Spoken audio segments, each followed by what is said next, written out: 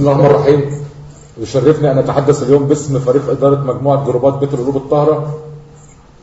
أولا برحب بكل المتواجدين، السيدات منهم والرجال، وطبعا كلنا بنرحب بفضيلة الشيخ محمد هاشم، ربنا يبارك لنا في عمره وفي علمه يا رب.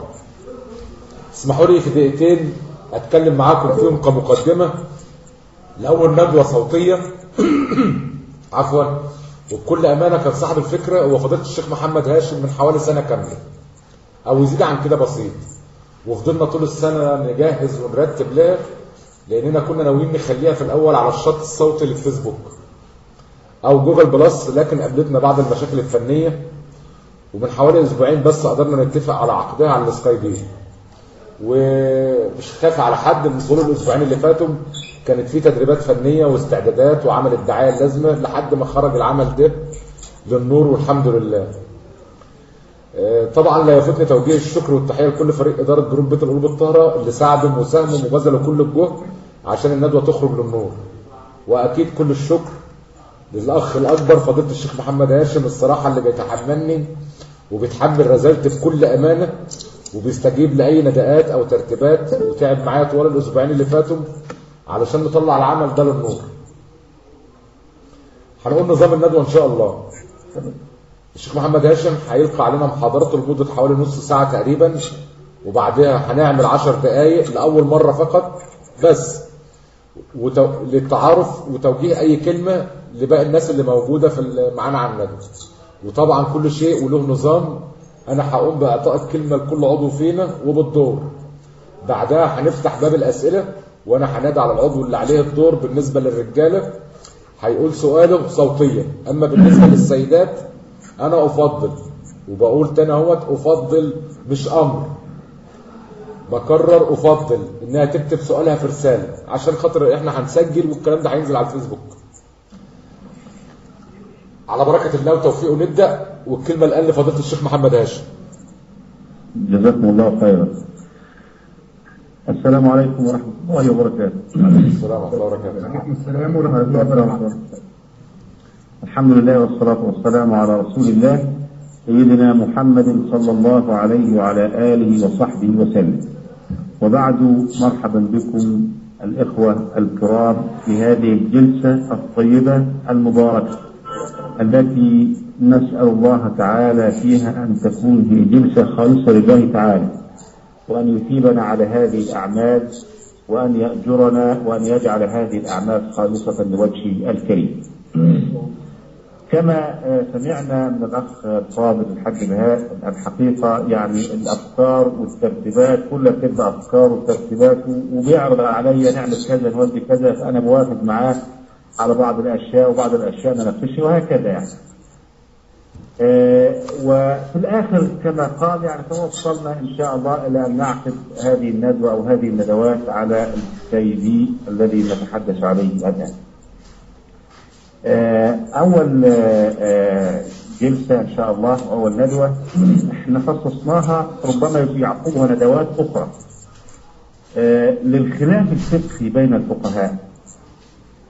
لماذا هذا الخلاف؟ وما الفائدة منه؟ أو إيه أسبابه؟ وهل له فائدة أم له ضرر؟ وهل الخلاف هذا ضروري أم هو يصح أن نستغني عنه؟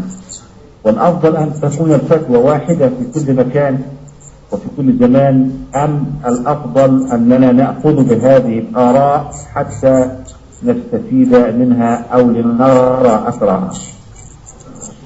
ولكن قبل الخلاف الفقهي أطرح بعض الأسئلة التي نفكر فيها أثناء الندوة أو أثناء الكلام. هذه الأسئلة: هل الأصل الاختلاف أم الأصل الوحدة؟ يعني هل الأصل الاختلاف بين الناس أم الأصل الوحدة؟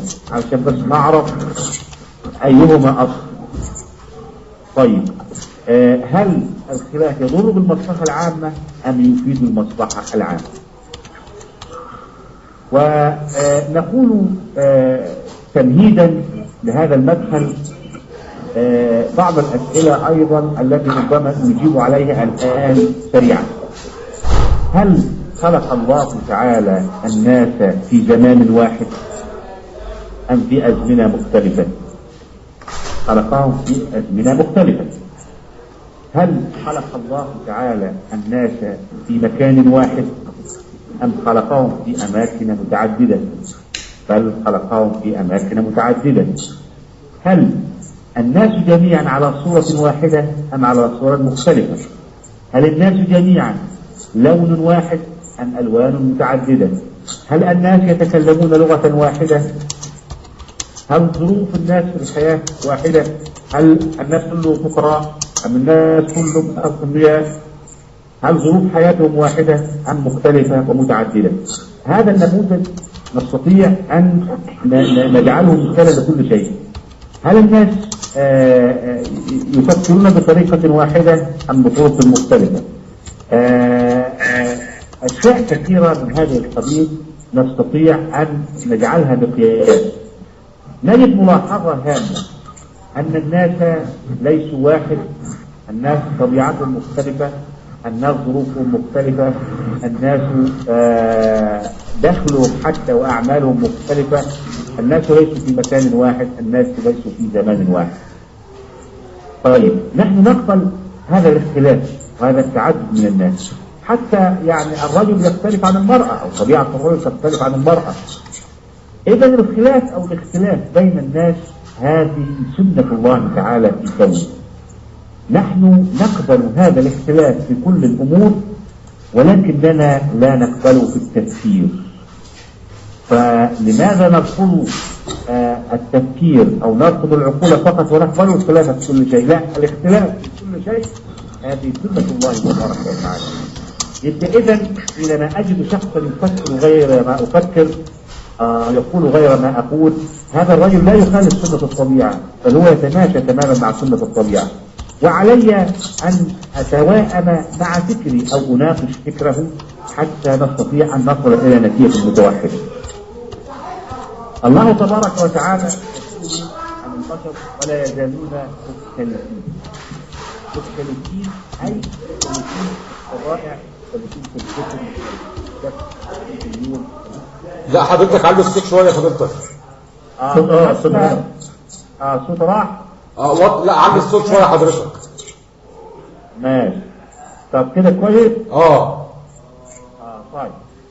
إذا طبيعة الناس مختلفة وحياة الناس مختلفة، فكذلك عقولهم أيضا مختلفة، فعلينا أن نقبل اختلاف عقول الناس كما نقبل اختلاف طبائع الناس واختلاف أشكال وألوان الناس.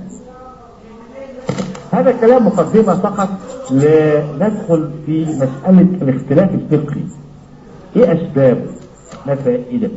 فنبدأ أولا بتعريف الخلاف أو الاختلاف. بعض العلماء أو كثير من العلماء لا يفرق بين كلمة خلاف وكلمة اختلاف، فقالوا الخلاف بمعنى الاختلاف، لا فرق بينهما. والبعض الآخر فرق بينهما فقال الخلاف هو الخلاف القائم على النزاع، أما الاختلاف هو الاختلاف القائم على اختلاف وجهات النظر. أو قالوا أن الخلاف القائم على الخلاف العقيدي فقط، والاختلاف قائم على الاختلاف في الفروع.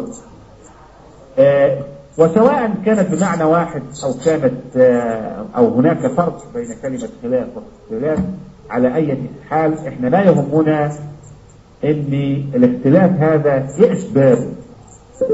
لماذا اختلف الفقهاء؟ نقول اختلف الفقهاء لأشياء كثيرة.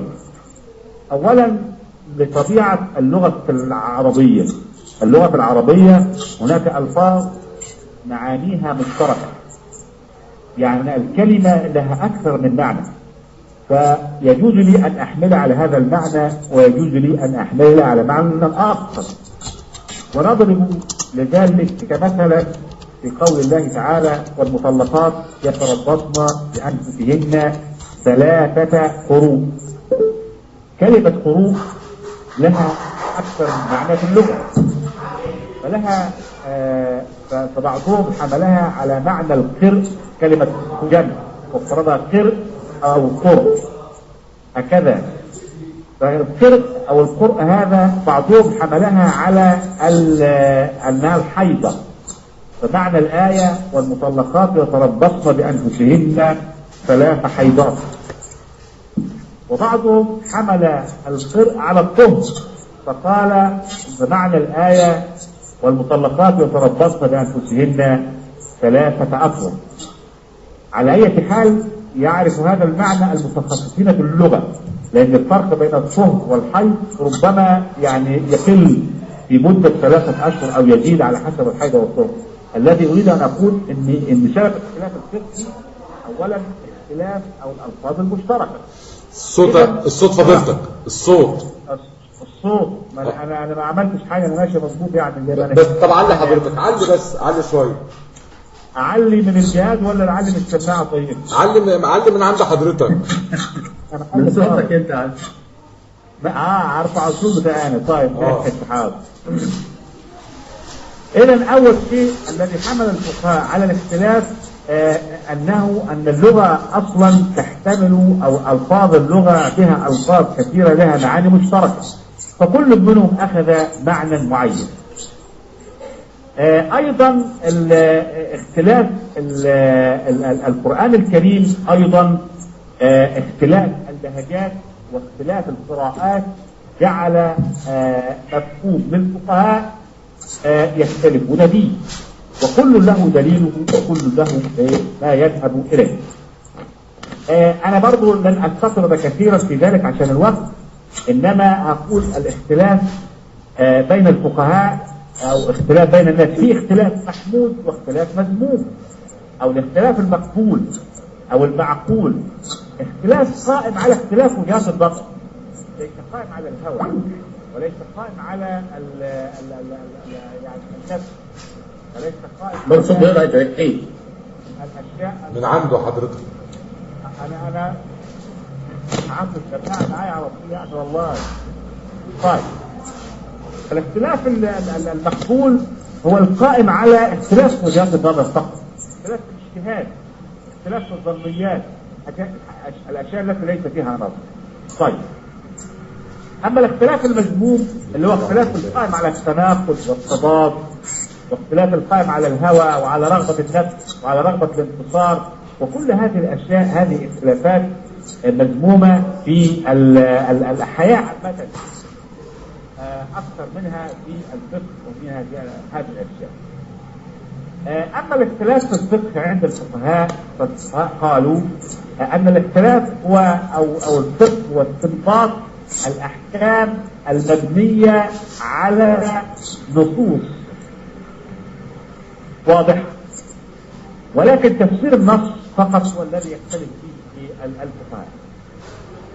أضرب مثل لذلك عندما رجع النبي صلى الله عليه وسلم من غزوة الأحزاب فقال لا يصلين أحد منكم العصر إلا في بني قريظة، فبعض الصحابة أدركوا العصر في الطريق فصلى، وبعضهم قال لن نصلي حتى نذهب إلى بني قريظة.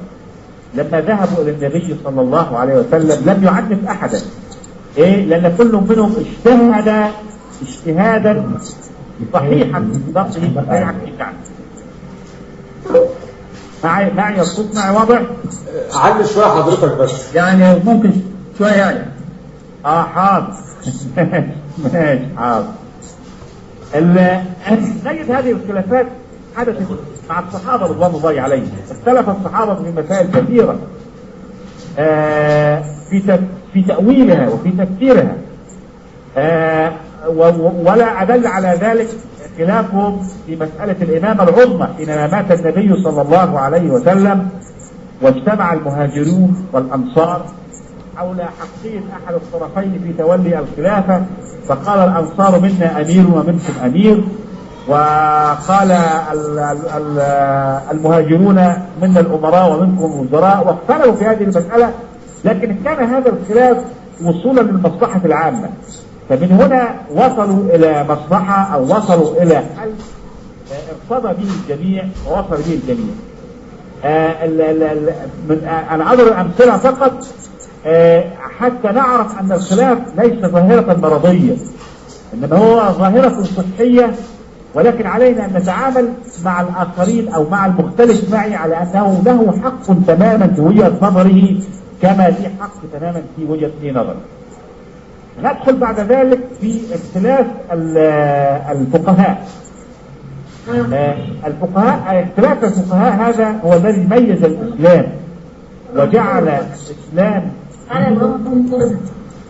وجعل الإسلام دينا عالميا يصلح لكل زمان ولكل مكان. وهنظر الأمثلة الآن علشان نوضح فيها كيف اختلاف الفقهاء هذا كما يقولون اختلاف الرحمة كما تقول هذه المقولة.